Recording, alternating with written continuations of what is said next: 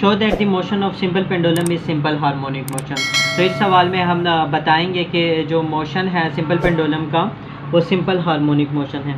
तो सबसे पहले हमें पता होना चाहिए कि पेंडुलम क्या है। तो यहाँ पे पेंडुलम, ये जो कॉन्फ़िगरेशन है ये पेंडुलम है। पेंडुलम में एक थ्रेड होता है, वो थ्रेड कैसा होता है? Inextensible thread. इनएक्सटेंसिबल थ्रेड का मतलब ये है कि जब हम उस पर फोर्स लगाते हैं तो उसमें खिंचाव पैदा नहीं होता। जैसे रबड़ जो है वो एक्सटेंसिबल है, उसको हम जब हम उसको फोर्स लगाते हैं तो उसमें इजाफा हो जाता है। और जो थ्रेड जो है वो इनएक्सटेंसिबल नहीं है, लेकिन वो बहुत कम होता है, तो हम इसको इनएक्सटेंसिबल ही कह देते हैं। तो ये जो इसके इस एंड पे, थ्रेड के नीचे वाले एंड पे एक अटैच होगा बोब, मेटालिक बोब होगा, आयरन, सिल्वर, कॉपर, ये किसी भी मटेरियल मेटल का हो सकता है। कि ये तो गोल सा बोब अटैच होगा और ये जो थ्रेड है ये फिर ऊपर सीलिंग के साथ अटैच है। तो ये कॉन्फ़िगरेशन क्या कहलाएगी? सिंपल पेंडुलम कहलाएगी। In which a bob is attach one end of a string and other whose string is inextensible and whose other end is fix with this ceiling. अच्छा, उसके बाद यहाँ पे बात आ जाती है एनर्जी की।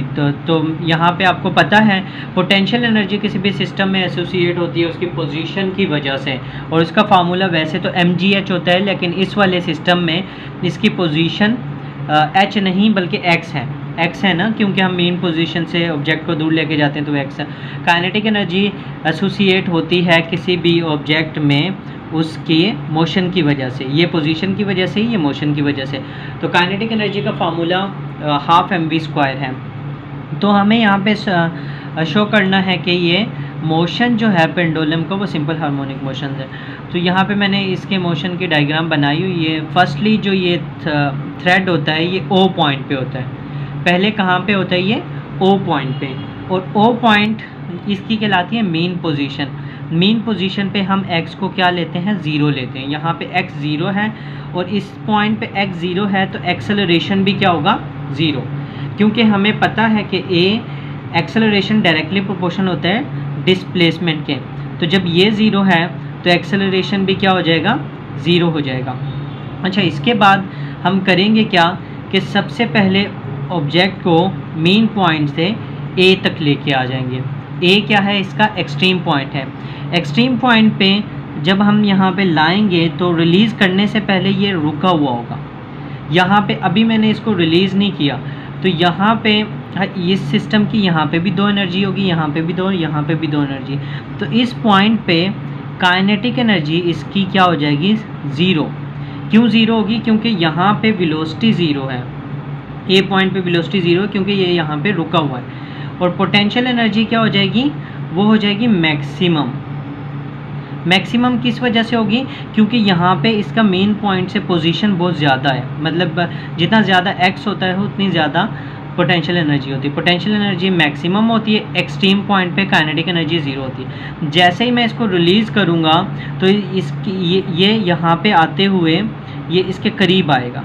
अपने किस पोजीशन के करीब आएगा? Main position. तो मेन पोजीशन के करीब आएगा तो इसकी वेलोसिटी इंक्रीज़ होती जाएगी। आहिस्ता आहिस्ता वेलोसिटी क्या होगी? इस तरफ इंक्रीज़। तो यहाँ पे आते हुए जब सिस्टम की वेलोसिटी इंक्रीज़ होगी इस ऑब्जेक्ट की, तो वेलोसिटी की वजह से इस तरफ जाते हुए इसमें काइनेटिक एनर्जी इंक्रीज़ हो जाएगी। मतलब during the motion from A to O kinetic energy increase, और पोटेंशियल एनर्जी क्या होगी? डिक्रीज़ होगी। पोटेंशियल एनर्जी क्या होगी? डिक्रीज़। तो आहिस्ता आहिस्ता पोटेंशियल एनर्जी कितनी डिक्रीज़ हो जाएगी? पोटेंशियल एनर्जी O पॉइंट पे पहुंचकर सिस्टम की पोटेंशियल एनर्जी बिल्कुल 0 हो जाएगी। पोटेंशियल एनर्जी इस पॉइंट पे आके 0 हो जाएगी। क्यों 0 होगी? क्योंकि x 0 हो गया। पोटेंशियल एनर्जी डिपेंड करती है पोजीशन पे, और काइनेटिक एनर्जी इस पॉइंट पे क्या हो जाएगी? मैक्सिमम हो जाएगी। काइनेटिक एनर्जी मैक्सिमम क्यों होगी? क्योंकि इसकी वेलोसिटी में इजाफा हो रहा है। तो फिर जब यहाँ से या O से B पॉइंट तक जाएगा ऑब्जेक्ट, जब O से B पॉइंट तक जाएगा तो इस यहाँ पे आते हुए अब इसकी वेलोसिटी डिक्रीज़ होगी। जब वेलोसिटी डिक्रीज़ होगी तो during O to B kinetic energy भी क्या हो जाएगी? डिक्रीज़, और पोटेंशियल एनर्जी क्या हो जाएगी? अगेन इस साइड पे क्या होगी? इंक्रीज़ होगी, इंक्रीज़। तो यहाँ पे पहुँचने के बाद पोटेंशियल एनर्जी सिस्टम की बॉब की मैक्सिमम हो जाएगी और अगेन काइनेटिक एनर्जी क्या हो जाएगी, ज़ीरो। तो ये इस तरह गौर से समझने, दोबारा डिस्कस करता हूँ। अब ये टू एंड फ्रो ये यूँ मूव करता रहेगा। यहाँ देखो, ये जैसे ही मैं इसको यहाँ पे लाके, ये समझ लो पेंडुलम है, यहाँ पे लाके मैं इसको, यहाँ पे था इनिशियली, यहाँ पे था, मैं इसको यहाँ पे लेके आ गया, इस ऑब्जेक्ट को, पेंडुलम को, बॉब को यहाँ पे। जैसे यहाँ से छोड़ूंगा तो ये यहाँ से यूँ स्विंग करेगा, स्विंग करे। लेकिन यहाँ से जब ये यहाँ से आएगा ए से ओ तक, तो इस पॉइंट पे इसकी स्पीड ज़्यादा हो, फिर ये यहाँ से स्पीड से होता हुआ जाएगा तो यहाँ पे आके कुछ देर के लिए रुक जाएगा, फिर ये वापस आएगा, स्पीड ज़्यादा होगी, फिर यहाँ पे आते हुए स्पीड क्या होगी, कम होगी। तो जहाँ पे स्पीड ज़्यादा होती है वहाँ पे काइनेटिक एनर्जी ज़्यादा होती है, जहाँ पे स्पीड कम होगी वहाँ पे काइनेटिक एनर्जी कम होगी। और जहाँ पे पोजीशन ज़्यादा होती है, ज़्यादा होगी, तो वहाँ पे पोटेंशियल एनर्जी ज़्यादा होगी, जहाँ पे पोजीशन कम होगी तो वहाँ पे पोटेंशियल एनर्जी क्या होगी, कम होगी। तो मतलब जब भी मेन पोजीशन से पेंडुलम दूर जाएगा तो पोजीशन क्या होगी, ज़्यादा, तो पोटेंशियल एनर्जी क्या होगी, ज़्यादा, और काइनेटिक एनर्जी क्या होगी, कम। तो यहाँ से यहाँ तक आते हुए काइनेटिक एनर्जी ज़्यादा, पोटेंशियल एनर्जी कम। यहाँ से यहाँ तक जाते हुए पोटेंशियल एनर्जी ज़्यादा क्योंकि पोजीशन ज़्यादा हो रही है, काइनेटिक एनर्जी क्या होगी, कम होगी। लेकिन वापसी में देखो, जब बी से ओ तक आएगा दोबारा तो पोजीशन कम हो रही है एक्स, तो पोटेंशियल एनर्जी क्या होगी, वापसी में डिक्रीज़ होगी। और एक्सट्रीम से जब भी मीन की तरफ आएगा, ये वाला हिस्सा मतलब ये बन जाएगा, तो पोटेंशियल एनर्जी क्या होगी, डिक्रीज़ होगी, और काइनेटिक एनर्जी क्या होगी, इंक्रीज़ होगी। जब यहाँ से यहाँ तक जाएगा तो यहाँ से यहाँ तक जाते हुए ये वाला हिस्सा ये बन जाएगा, मतलब काइनेटिक एनर्जी डिक्रीज़ होगी और पोटेंशियल एनर्जी क्या होगी, इंक्रीज़ होगी।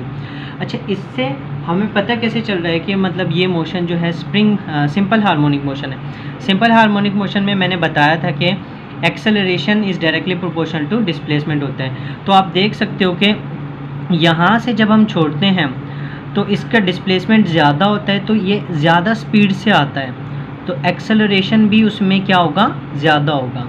तो एक्सेलरेशन डिस्प्लेसमेंट की वजह से क्या होता है, इसमें ज़्यादा होता है। और यहाँ से जब यूँ जाता है तो इस एक्सेलरेशन यहाँ पे ज़ीरो हो जाता है, और यहाँ से यहाँ तक जाते हुए इसका एक्सेलरेशन डिक्रीज़ होता है, डिस्प्लेसमेंट क्या होती जाती है, ज़्यादा। सॉरी, यहाँ से ओ से बी तक आते हुए यहाँ पे एक्सेलरेशन कम से ज़्यादा होता है, कम से क्या होगा, ज़्यादा होगा। एक्सेलरेशन यहाँ पे ज़्यादा होगा और डिस्प्लेसमेंट भी क्या होगा, ज़्यादा। और वापस जब आएंगी तो यहाँ पे एक्सेलरेशन ज़्यादा, डिस्प्लेसमेंट ज़्यादा, यहाँ पे एक्सेलरेशन कम, डिस्प्लेसमेंट कम, यहाँ पे एक्सेलरेशन कम, डिस्प्लेसमेंट कम, यहाँ पे एक्सेलरेशन कम, डिस्प्लेसमेंट कम। यहाँ पे जैसे ही पहुँचेगा एक्सेलरेशन ज़ीरो क्योंकि डिस्प्लेसमेंट ज़ीरो। फिर यहाँ पे जब जाएगा एक्सेलरेशन ज़्यादा क्योंकि डिस्प्लेसमेंट ज़्यादा हो रहा है, वेलोसिटी ज़्यादा हो रही है। एक्सेलरेशन आपको पता है rate of change of velocity, तो जहाँ पे वेलोसिटी का चेंज आता है वहाँ पे एक्सेलरेशन क्या होता है, ज़्यादा। तो यहाँ पे वेलोसिटी खुद देखो, यहाँ पे वेलोसिटी ज़ीरो थी, वेलोसिटी का चेंज आ रहा है, यहाँ पे वेलोसिटी इंक्रीज़ हो रही है, तो यहाँ पे वेलोसिटी इंक्रीज़ हो रही है तो एक्सेलरेशन में भी क्या होगा, इजाफा होगा, मतलब वो स्पीड पकड़ेगा। यहाँ पे वेलोसिटी आके क्या हो जाती है, फिर चेंज कम हो जाता है। फिर यहाँ पे अगेन यहाँ से फिर यहाँ पे जाते हुए वेलोसिटी में चेंज आता है, मतलब वेलोसिटी डिक्रीज़ होती है, तो ये एक्सेलरेशन प्रोड्यूस होता है। तो हम इस तरह कह सकते हैं कि जो मोशन ऑफ सिंपल पेंडुलम है वो भी सिंपल हार्मोनिक मोशन है, क्योंकि इसमें एक्सेलरेशन और डिस्प्लेसमेंट दोनों डायरेक्टली प्रोपोर्शनल है।